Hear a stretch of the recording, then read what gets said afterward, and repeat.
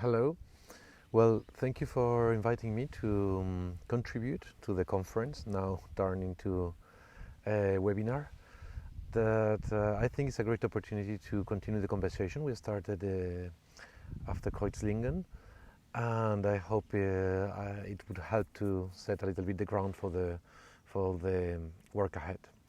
I'm here talking to you from the park of Casa de Campo in Madrid. This is a huge park in the city, and it's also where a year ago we started to bring our sheep. So they are not here now with me, but you can see the stable in the back that we are building together with architects and designers, using like simple material like the wood planks that you would use to make concrete. And in this case, it's for us an exercise of creativity, innovation, and functionality, together with aesthetics, to situate an agricultural practice in the core of the city. This is very important because the cities and the land, the countryside, has been like growing apart since the Industrial Revolution, and it doesn't make sense at this point we cannot afford any longer to have this gap.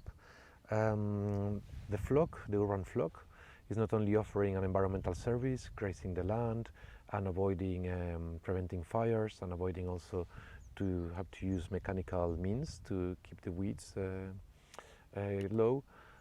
It also has added values, like for example the activities we are doing with children. We had 300 children coming to understand a little bit the cycle, the ecological cycle between the human and the non-human animal, the culture of pastoralism, the rare breeds, the gastronomy associated with it. So it's a huge material and immaterial heritage that comes together with this practice that for us is very important to reinvent and rethink. And it's amazing because you are here in the park, and then I can take the underground and be in the center of the city. And we are slowly making this technosphere, that is the city, a little bit closer to the biosphere. And I think this has to be, growing somehow, with more sheep or with apiculture, beekeeping, with other practices. There is a global trend, as you know, now, in which the rural is progressively abandoned, and agriculture is as well less and less practiced. It's the first time in history that more people live in cities than in rural areas, and I think that this is sharing common aspects in different parts of the world, but very much in Europe. We have it's a common question.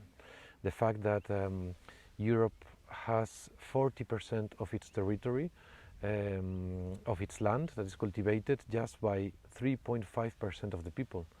So it's a very small number of people who are like now growing and living from the land. But we have to consider that in many countries there is still 80% of the land that is rural, in countries like Finland, Portugal, or Austria. So I think that the question of the rural is at the core of the current social, cultural, and environmental concerns. I think the introductory paper that this network has prepared is very, very accurately portraying this question. And we have social concerns of unemployment and growing automatization that we will be seeing, and especially in the countryside, of certain frictions or conflicts between locals and foreigners coming. We have different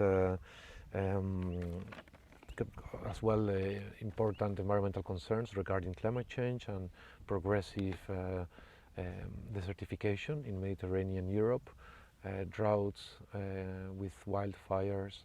We will have as well with its food security questions. There will be less possibility to adapt the few monocultural crops that we keep in the industrial systems to the diversity of climates and weathers. And we have as well cultural concerns now at this moment, when we more need to recover and reconnect with ecological cycles, we feel at the same time more alienated. No?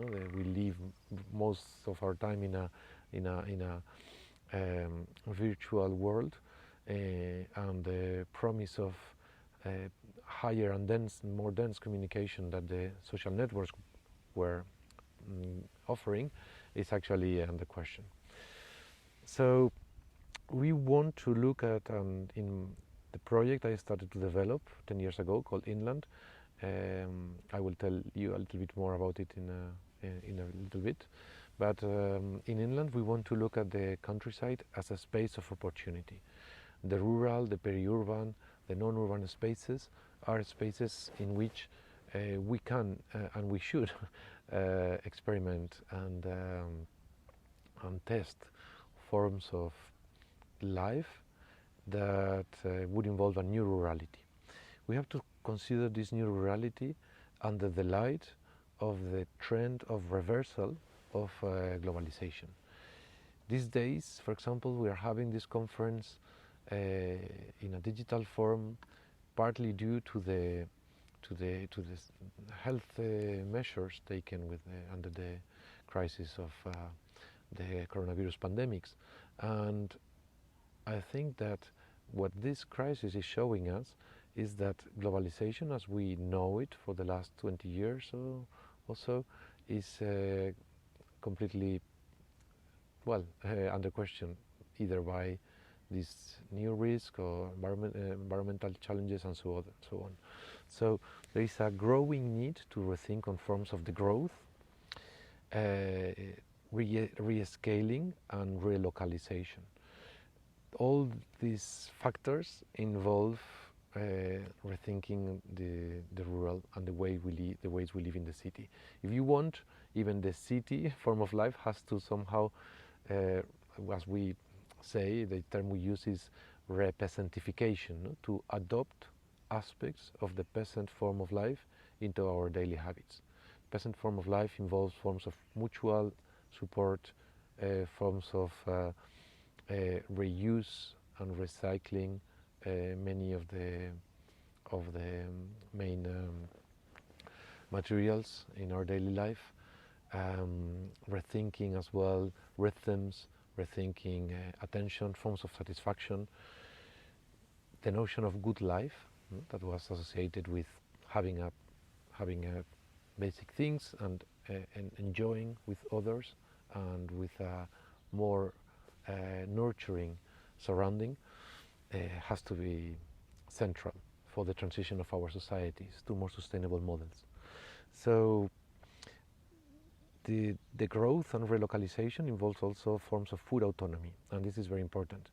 The restoration of these life support systems that we need to look at involve as well cultivation, and cultivation would be a concept that is connected with care and is connected as well with a paradigm, a new humanist paradigm that we could say is also post-human. No? Somehow is no longer putting human species at the center of creation and granting us the right to spread and dominate, but actually to consider ourselves more part of a cycle and together with many other living forms in which we rely upon. So this new paradigm, as I said, is a cultural change in which the rural somehow embody a form of an aspiration as well. No?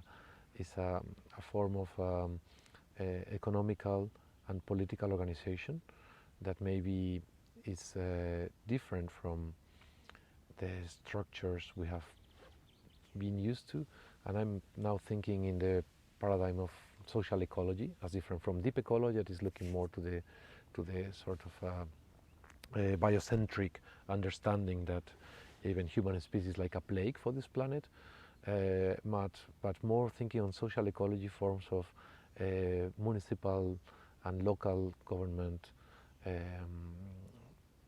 forms of self-management.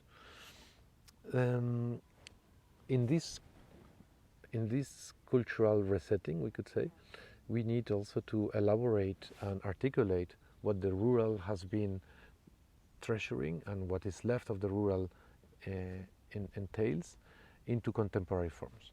Therefore, we need to somehow transmit all that living experience, very often silent or silenced by a dominant cultural form inherited from Enlightenment that was privileging the city and the urban space, now the art circuits connected with the market, art market, and a form of high art that has at a certain point somehow disconnected from the everyday of the average citizen.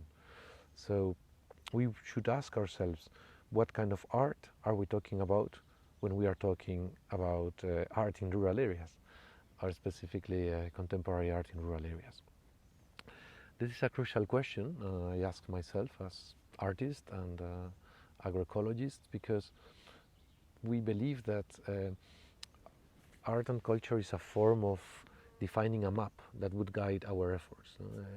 Our economical operations could be the vehicles, but the map would define where we go with all these other infrastructures and capacities. Contemporary art is a very specific form of art that happens in history, resulting from many different factors, like, for example, how the artist became dissociated from a certain class group, or the class of the commissioner that was at a certain point the prevalent form of art production, connected with the representation of the privileged. And there is a kind of a classless position for the artist that during the avant-garde starts to cultivate a criticality against art itself. Avant-gardes in the 20th century developed languages that were beyond the formal, that were beyond representation, that were beyond the ornamental, and conceptual art and other forms of public art kind of engaged and tried to break through the boundaries of art and pursue the reunion between art and life. That's like a beautiful, let's say, wish to keep in the horizon, but in the everyday, we need to see how that happens to connect with the everyday questions and concerns of specific communities in the rural. So the culture that could happen or should happen in rural areas wouldn't be necessarily the extension of traditional art manifestations in the rural. I'm thinking on, for example, festivals, art festivals, or concerts, or I don't know, conventional theater events. What I mean is that it's not just bringing whatever is art or culture to the countryside, but also it has to be transformed in this interaction. It's nor the land art or forms of art and nature that we have seen happening since the 70s, since the materialization of the art object, and then some artists considering then the land as a sort of a neutral substrate for them to project their ideas and their sculptural forms. I think that specific form of relating art with the non-urban, the museum, it's now obsolete, because it somehow kept invisible the traces, the histories, the memories of the people and the different cultures that were living in the land or that could live in the land. So for me, the land is not just, as I said, a neutral substrate, but it's actually a socio-political, cultural construct, and we need to look at that as a space for also the interaction of human communities with their surroundings. It's not just a place to develop like monumental earthworks in so-called no man's land, or like empty spaces. Even the desert has a potential and a value, and was inhabited by native communities. So the rural shouldn't be, or the art in the rural shouldn't be either a theme, a topic, a new, let's say, genre for art as usual to be inspired by or to look at. These days we had like a a growing interest by mainstream art institutions. We had a conference last year in Whitechapel Gallery on the rural.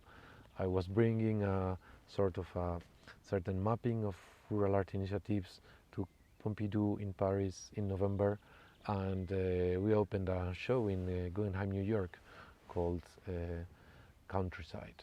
In all these approaches that mainstream art is doing to the rural, we very often lack the voice of the rural itself. So even if it's important to go beyond the white cube and do things in the places, it's not just to bring, again, the artist, author with a genius idea that has to be followed by everyone. What we need to look at is to forms of giving voice and making cultural processes that involve co-creation, that involve a new agency, offering a new agency to the rural communities themselves. And in that sense, yes, not instrumentalize the rural in the sake of, again, the very often self-referential discourses of the cultural field. So the limitations we have to confront this challenge are related, for example, with the hyper-specialization of the artist. The artist is, as I said, inheriting a century of avant-garde experimentation, and very often what we could consider contemporary art seems like divorced from the non-connoisseur, the non-connoisseur and the person who is like not really literate or educated in all the meta discourses of art. So, in one hand, we need to re-land art practice and contemporary art without really, how to say, rejecting all the very important progress that avant-garde supposed. For example, without avant-garde, we couldn't be considering artwork, the very important piece that Joseph Beuys brought to Documenta in Kassel, when he just placed a table and a chair and called it the Office for Direct Democracy. That for me was, for example, a very important step, because it's like totally challenging and breaking the limits of what would be considered an art exhibition. So we need to find ways to reconnect with both the developments of contemporary art and the local needs and sensibilities. On the other hand, another limitation could be from the point of view of the main commissioner that we would have these days in order to sustain these new cultural endeavors.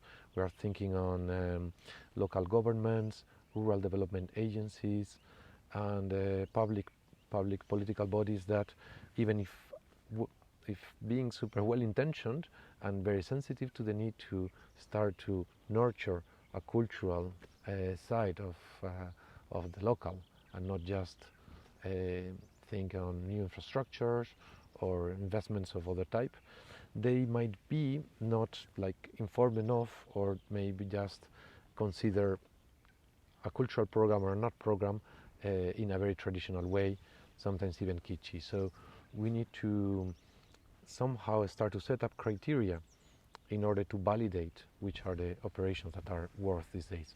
They could also be pushing for impacts, like the returns, very material returns. Okay, if I'm bringing this artist to do something here, how many tourists will come? What will be the expected outcome? Other challenges we will be facing are the reality of the demographics in rural areas in Europe, an aged population, and somehow maybe closed or apparently close to these other forms of cultural exchange that we have seen in the cities. And many people could just project a little bit negative vision on the rural communities, saying, they are conservative.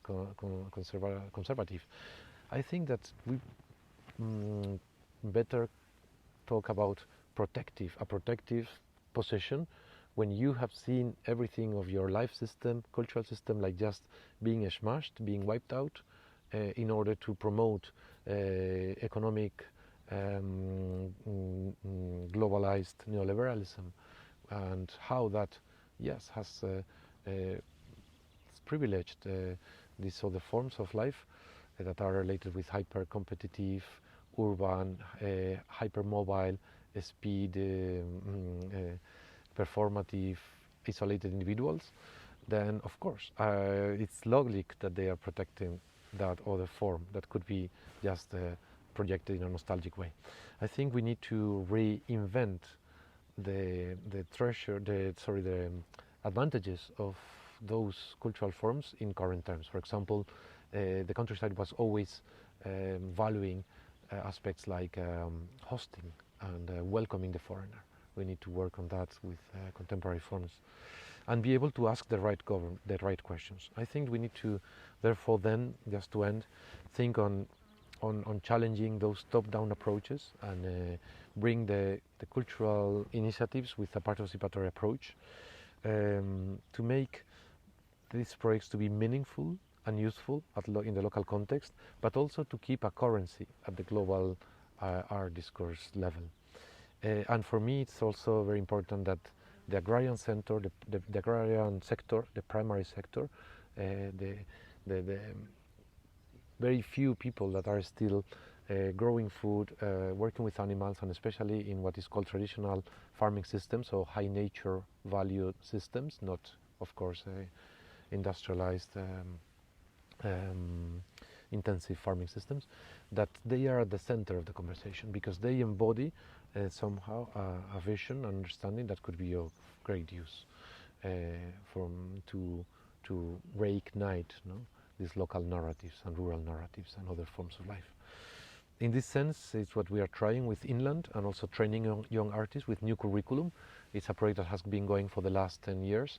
Inland, but the new curriculum just 2 years, but bringing students from landscape studies, sociology, art, architecture, design. For example, this structure is built with students from architecture as well as shepherds, so the vernacular knowledge is composed with these other disciplines, and the disciplines also